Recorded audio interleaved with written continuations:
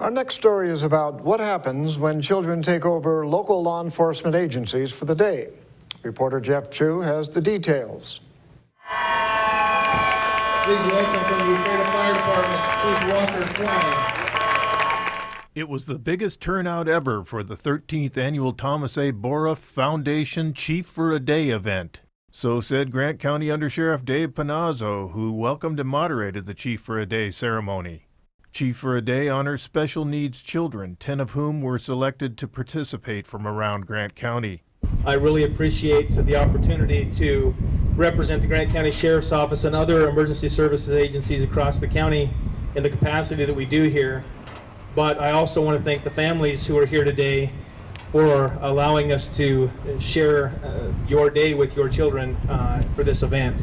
The Thursday ceremony in front of the county courthouse in Ephrata drew some 200 people. With sirens blaring, public safety chiefs gave the children a high-speed thrill around Ephrata. One by one, the children were escorted from vehicles and introduced. Quincy Police Chief Robert Heimbach, who attended the event for the first time, escorted and honored Little Chief for a Day Anthony Gonzalez Maciel. Opening the ceremony, an honor guard presented the colors and demonstrated their unique rifle skills.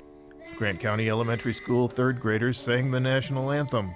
Judge Evan Spurline asked the children to make a promise to be brave, honest, true, nice, and respectful to all. Also attending was Julie Boroff, a retired Ephrata teacher and widow of Thomas A. Boroff, whose foundation supports the Chief for a Day event. Boroff said her late husband wanted to support such causes before he died 12 years ago. Special needs were very near and dear to his heart, and we wanted to do something with the foundation to support this cause. We felt it was a very good cause, and with the help of the Dave Camfield family, we've been able to do this. I'm Jeff Chu for iFIBER 1 News. Thanks to read.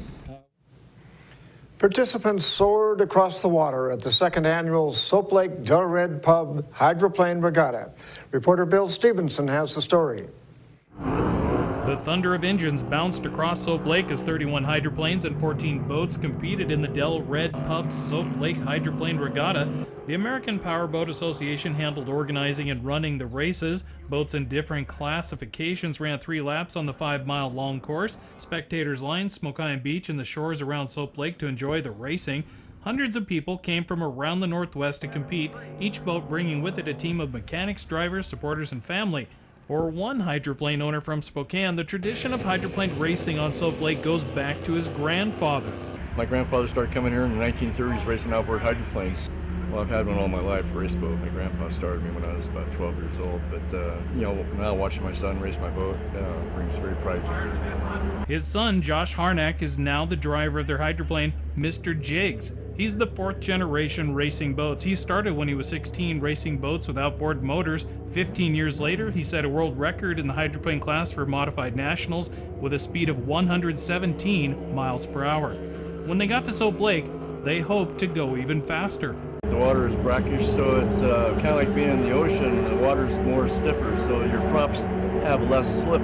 With denser water helping the prop grip better, the hydroplane was moving fast for the Harnacks. On Sunday, Mr. Jigs was recorded going 120 miles per hour on Soap Lake. If one more boat had competed in that race, it would have been a new world record. Josh's great-grandfather would be proud. They named the boat to honor him. He was named Mr. Jigs when he flew bomber runs in World War I for the French. The emblem on his airplane is now on their boat, and a medallion presented to them from the modern version of the squadron is in the cockpit. The medallion flew around the globe 19 times before being passed on to the Harnacks from a B-52 crew. The family was happy to join their friends in racing on Soap Lake. After the races were finished and the hydroplanes cleaned up, the families and crews headed home. Most were already talking about how they look forward to returning to Soap Lake. Hey, we're here at Soap Lake, Washington. Beautiful spot, great venue. Being here is awesome. Crowd's awesome, and the water's great. For iFIBER 1 News, I'm Bill Stevenson. Thanks, Bill. That wraps up our weekend edition. iFIBER 1 News will be back on Monday at 5 p.m. with the latest news from around the Columbia Basin. Thank you for watching.